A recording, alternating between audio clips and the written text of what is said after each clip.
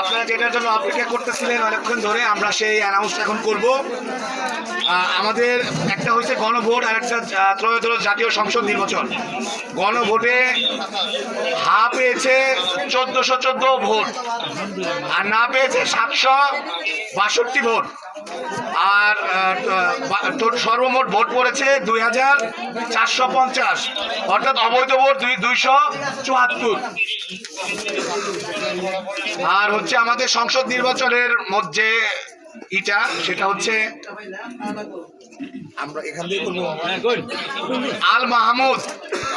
আওয়াল মাহমুদ কোদাল, উনি পেয়েছেন 22 ভোট। আহমেদ আজম খান ধানের শীষ, উনি পেয়েছেন 1173 ভোট। মোহাম্মদ আলমগীর হোসেন প্রজাপতি, উনি পেয়েছেন 8 ভোট। নাজমুল হাসান নাঙ্গল, উনি পেয়েছেন 4 ভোট। মোহাম্মদ শফিকুল ইসলাম খান দাঁড়িপাল্লা, উনি পেয়েছেন 430 ভোট। সালাউদ্দিন আলমগীর হরিণ, উনি পেয়েছেন 764 ভোট। আপনাদের সহযোগিতার জন্য ধন্যবাদ।